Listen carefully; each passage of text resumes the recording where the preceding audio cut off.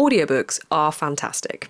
It's a fact. They're just great. What a great way to be able to consume a story, having someone read it to you. Sometimes you get a full cast recording, sometimes you get a dramatic recording, sometimes you get a narrator that just hits perfectly. I have always loved listening to audiobooks. I used to listen to audiobooks on tape with my mum as a kid when we were in the car. Now that's transitioned to listening to them digitally on my phone, but I will always have an audiobook on the go. I always like to have one audiobook and then one physical/ebook on the go at once. It just feels like it's the right reading balance for me. So today I'm going to be telling you about some of my audiobook recommendations. Now I use I want to put in brackets 4 platforms to listen to audiobooks because one of them I haven't actually used yet because I haven't found anything on it yet, and that is Libby. This is a library borrowing platform, but if you live in a town that is not huge like me, you don't have a massive amount of choice. I mean, maybe that's not necessarily true, but my library doesn't have a lot of choice. So I don't really use Libby because there isn't much of a massive choice on it for me, but the other 3 I use quite a bit. Of course, we have Audible, which is a credit-based system, so you basically buy a certain amount of credits a month or a year, and you use those credits to exchange for audiobooks.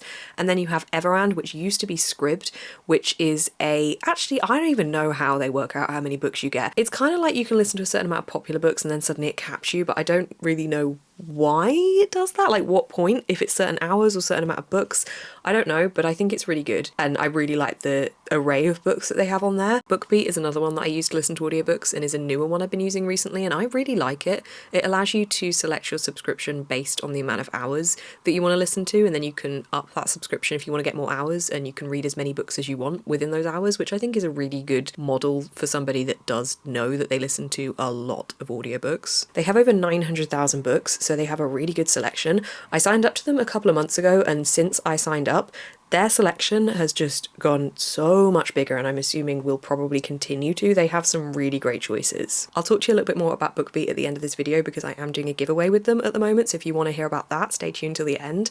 But I do have an affiliate link to get you 2 months of free audiobook listening with them if you would like to check that out. It is a link down below, and that is working in advertisement with BookBeat. So what that does is gives you 2 months on the platform, which equates to 20 hours for each month, so it's 40 hours in total. So as many books as you want to listen to within 40 hours. Okay, now if you need some audiobook recommendations, I got you covered. So the first one is The Poppy War by R.F. Kuang. I have read this book twice now. It's probably one of my favourite books of all time. It's just brilliant. It's definitely very hard-hitting. It is not an easy reading, listening experience, but the audiobook for this is so good. I reread it as an audiobook and it just blew me away. I consumed the story in a very different way to when I first read it, and I think not only was that because I was rereading it and I already knew the story, but also because the audiobook just gave a whole other layer to everything. Really great. I can remember specific places I was driving whilst listening to the audiobook for that one. That's how much it kind of ingrained itself in my brain. The next one is Disfigured by Amanda Ladduck. This book, I haven't talked about this book enough. We're gonna have a chat about it because I talked about it on Instagram recently. Oh my gosh, right. First off, I find non-fictions easier to listen to as an audiobook than I do to physically read. And this one hits so hard. The book is about disability and representation within fairy tales and fiction and villainous characters, essentially. I feel like I'm not doing the summary well. Hang on. Okay, the front of the book says Disfigured on fairy tales, disability, and making space. This is the cover. But basically, this has quite a few interesting conversations, but it talks about disability and its representation in stories and how the villain is often associated with having disabilities and how wrong that stereotype is. And oh my gosh, it gets me so riled up because the more of it you read, the more of it you realise like you've just kind of consumed these stories your whole life. And it's so true and it's so frustrating. I have scoliosis, which means my spine is curved, which can be associated with something like The Hunchback of Notre Dame. And it's something that can be very visible. It's visible at certain angles on me, but not so much like to look at me front on. But to see the way that it's represented in literature and film, I mean, more in film now, I suppose, because it's a visual representation, but still just generally in stories, it's crap. And this book has the conversations about why that is not okay and basically just highlights all of that. It's really interestingly done. It's a great audiobook and I really highly recommend it. The next one is kind of 4 books in one, but it is C.J. Cook's repertoire, which includes A Haunting in the Arctic, The Lighthouse Witches, The Ghost Woods, and the Nesting, that's the other one. There's a trilogy and then an extra book. The Haunting in the Arctic is kind of separate to the initial 3. These are all somewhat witchy, somewhat folk story-esque, very centric around Scotland normally, and they are all very feminist. They are great stories, and I really enjoy listening to these as audiobooks. I love being able to listen to books alongside my mum because it feels like we're doing an accidental buddy read, and I love that audiobooks can allow me to do that. But these ones, they're really good. They've got some really good characters. Haunting the Arctic didn't blow me away as much as the other ones did, but the initial 3, and I'm calling it a trilogy, they're not linked to each other. You can read them in any order. I think the author has said that they're just considered like 3 books together. I think my favourite one is The Nesting of those 3. The Seven Husbands of Evelyn Hugo by Taylor Jenkins Reid. I listened to this in 2018 and oh my gosh, this is such a good story. I mean, I know you've probably read it. If you haven't read it, you've probably heard of it because so many people have, but this story is just so incredibly captivating. You're following Evelyn throughout her life and her rise to fame as a Hollywood starlet, and you see everything alongside that, and it really, really hits this story, and I am so glad I listened to this as an audiobook because I just had such an experience reading it, and sometimes that's just what you want from an audiobook. I can't really remember too much about the narration and things, I just remember absolutely adoring it, and if I was ever going to reread it, which I kind of would like to, I think I would go for the audiobook again. Anything by David Attenborough. Anything at all. I was chatting with my patrons about books to include in this video last night, and one of the suggestions was David Attenborough's books. Oh, his narration is just stunning. Anything that he narrates just makes you feel completely relaxed, but also like you're learning so much, and a lot of his newer works, in fact all of his works, are talking about what we've done to the planet and how we can help it, but I feel like there's such an increased pressure on that in his newer works as the pressure that we've put on our planet is increasing, and the urgency that he puts behind that through his own narration is just fantastic. So literally anything by David Attenborough, you can't go wrong. The Hobbit and The Lord of the Rings, narrated by Andy Serkis. Oh, what did we do to deserve to get these books narrated by Andy Serkis?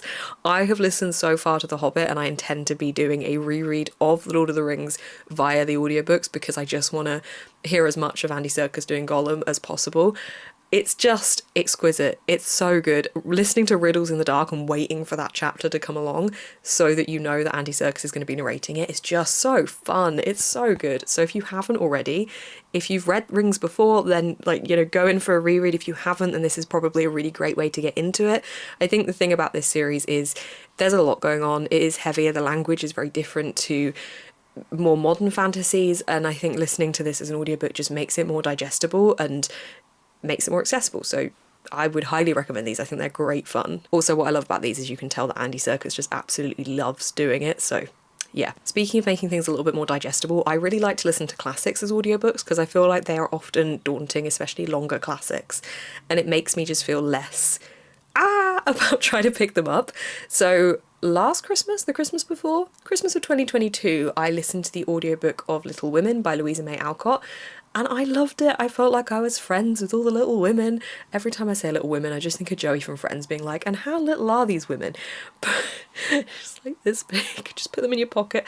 I really enjoyed listening to that story, and I think it just felt really, I don't want to say wholesome because it's also a really sad story, isn't it? The friendship and the family just felt really wholesome, and being able to listen to it and follow along in that way just felt like a really nice thing to be able to do. I know there's quite a few different recordings of this, I think. I was trying to find out which one I listened to, but I can't find it anymore, so I'm not 100% sure which one it is. I can't remember what platform I listened to it on, but there are loads of different editions of this on multiple different platforms. Wandering Souls by Cecil Pinn is also absolutely fantastic. This is following siblings who have left Vietnam shortly after the American troops leave, and they make their way to Hong Kong and then after that to Thatcher's Britain, and it's about the journey along the way and the hardships and how difficult it is for them and that shift in culture.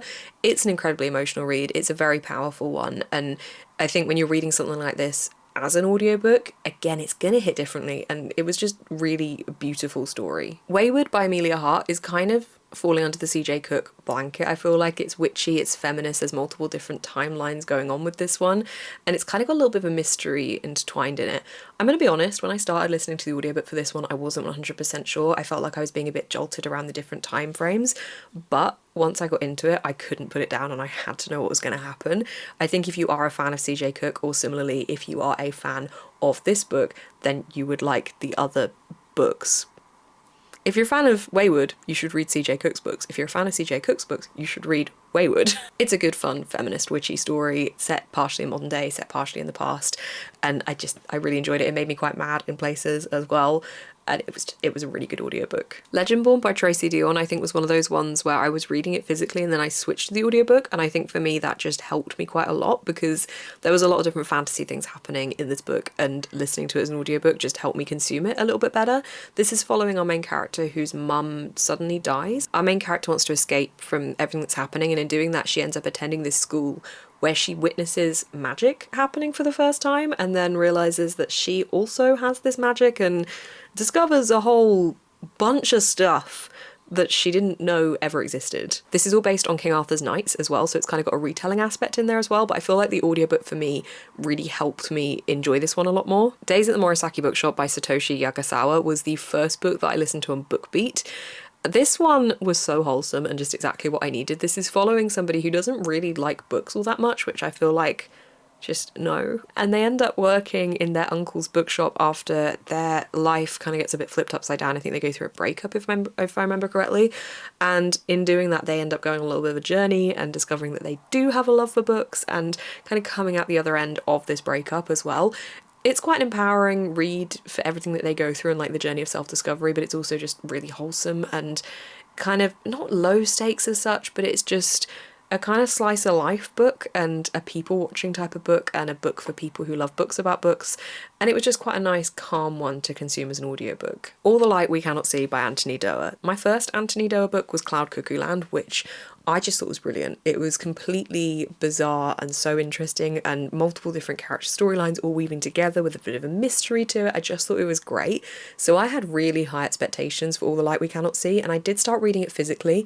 And again, I think the audiobook picked this book up for me really and like made me enjoy it more than if I was reading it physically. I think this one is very dark. Literally, it just feels like everything is super glum and sad, and as it should be because it's set during the German occupation of France. It's following a girl who is blind and her dad who is trying to do some sneaky things at the same time as protecting her. This book was really emotional, and I do really want to watch the TV show for this as well because I've heard pretty good things about it. What was interesting about listening to this one as an audiobook is one of our main characters who is blind is experiencing everything through different sensory experiences than sight, and we listening to the audiobook are also getting those experiences in some cases through sound as well, in the same way that she is throughout the book. I just think it was really interesting to consume it in that way because of the way that some of the descriptions worked and things. It just added another layer to the reading experience. I apologise in advance for the last book on this list, but it is A Little Life by Hanya Yanagihira. So I read this book a few years ago, and there's a particularly hard-hitting part in this book, as you're probably aware if you've seen it talked about anywhere on the internet, and I didn't know when it was hitting, and I was kind of neutral about the book. I felt it was very, very, very glum, and I needed a bit of joy, and I distinctively remember I was spring cleaning, and I had all of my furniture like turned upside down. I was really getting into the crevices of my home because I find I do my best audiobook listening when I'm cleaning because it's such a routine, boring activity that listening to an audiobook helps make it a little bit less boring. And I remember being stood in my lounge when a very specific moment of this book happened, and I was just like cleaning away, and I was suddenly like, oh no, oh no.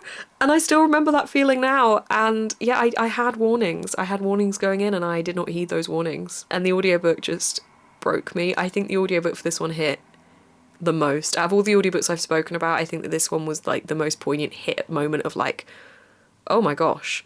And I think sometimes when you have something that's powerful and shocking and it's done in an audiobook form, it's even more shocking because when you are physically reading, you could glance at any word on the page like 1 page long that would spoil what was going to happen for you a couple of paragraphs before it happens, and it just ruins that surprise.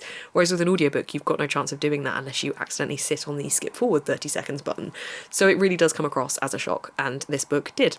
And it broke me. Thank you, internet, for telling me about this book and making me read it. So those are all my audiobook recommendations. I obviously have got so many more to recommend, but I wanted to give a little bit of a random mix of ones that I maybe haven't spoken about as often. An honorary mention, one of my Patreons said about A Good Girl's Guide to Murder by Holly Jackson is apparently a really good audiobook. I physically read this one and it was a great series, but apparently the audiobook listens like a podcast and that just sounds great fun. So we're going to put an honorary mention to that one. I haven't listened to it myself, but I've heard it's great. I did say at the start of this video that I was going to be telling you about the giveaway I'm working on with BookBeat.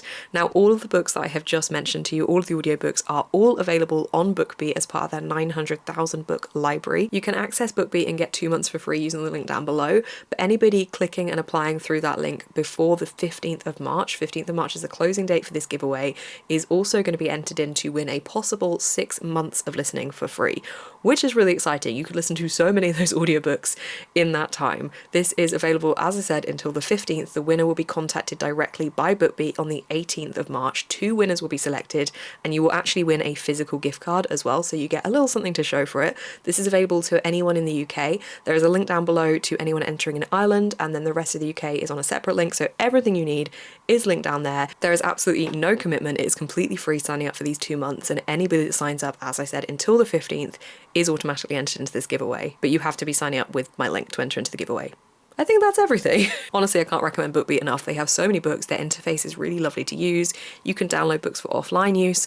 I just think it's a great platform. And thank you so much to anybody who does sign up using my link, because it's also a massive support for me. So I really, really do appreciate it. Thank you so much for watching this video. If you have any audiobook recommendations, or if you'd like to see more audiobook recommendations from me, please do let me know in the comments. Thank you so much for watching. I will see you in the next one.